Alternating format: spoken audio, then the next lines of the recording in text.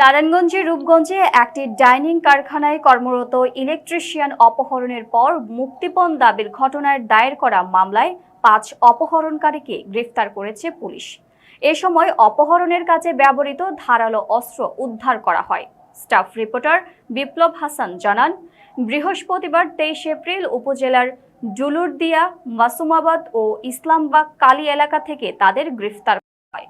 গ্রেফতারকৃতরা হলেন উপজেলার ইসলামবাগ কালী এলাকার রানা মিয়া ইমন, হাটাবো দক্ষিণ বাড়াই পূর্বপাড়ার জসিম, নরাবো এলাকার আশরাফুল ইসলাম ও নরসিংদী জেলার পলাশ থানার ইমন।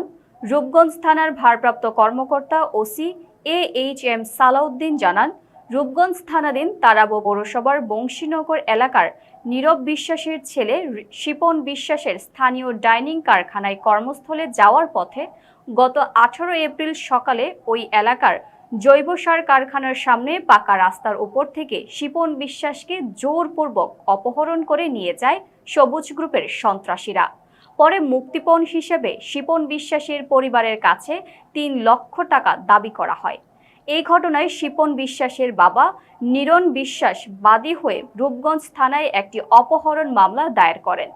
এক পর্যায়ে পুলিশ তথ্য প্রযুক্তি ব্যবহার করে ওই দিন সন্ধ্যায় ভিকটিম শিপন বিশ্বাসকে উদ্ধার করে ১৬৪ ধারায় জবানবন্দি লিপিবদ্ধ করা হয়।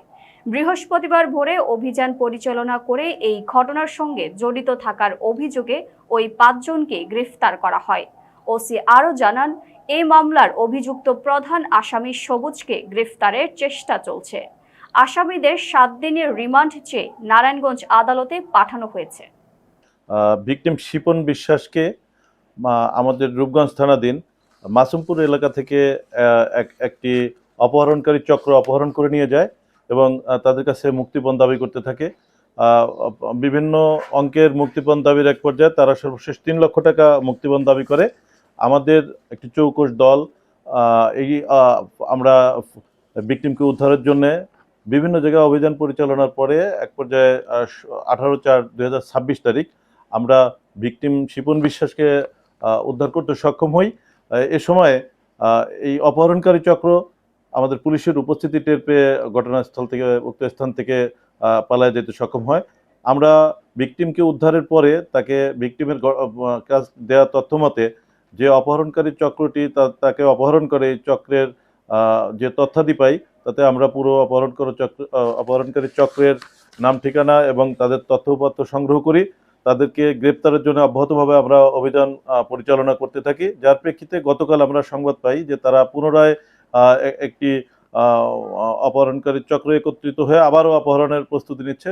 অতঃপর গভীর রাতে আমরা সাব ইন্সপেক্টর নাজিম এবং আলতাফের নেতৃত্বে একটা চৌকস দলকে আমরা অভিযানে প্রেরণ করি।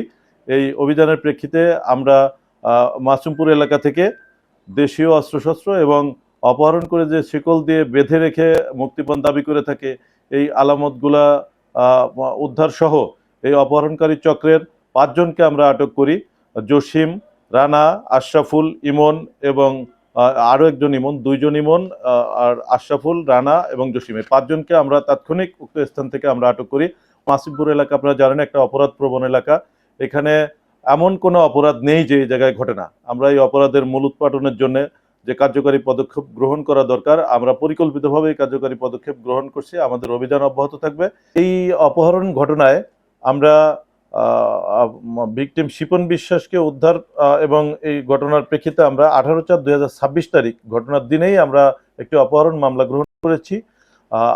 এই ঘটনার গ্রেপ্তারকৃত আসামিদের আমরা আজকে 23/4/2026 তারিখ আজকে আদালতে প্রেরণ করব। আমরা আসামিদের প্রাথমিক জিজ্ঞাসাবাদ করেছি। এদের চক্র সম্পর্কিত কিছু গুরুত্বপূর্ণ তথ্য আমরা এদের কাছ থেকে জিজ্ঞাসাবাদে পেয়েছি। আমাদের জানা মতে এই চক্রের কাছে আগ্নেয়াস্ত্র রয়েছে, আগ্নেয়াস্ত্রের ব্যবহারের কথাও আমরা তথ্য পেয়েছি। আসামিদের আরও বিশদভাবে জিজ্ঞাসাবাদ করা প্রয়োজন। আমরা আপাতত রিমান্ডের আবেদন সহ আসামিদের বিজ্ঞ আদালতে প্রেরণ করতেছি। এরপরে আসামিদের রিমান্ডে প্রাপ্তি সাপেক্ষে আমাদের যে পরবর্তী আইনগত পদক্ষেপ আমরা সেগুলো গ্রহণ করব। ধন্যবাদ।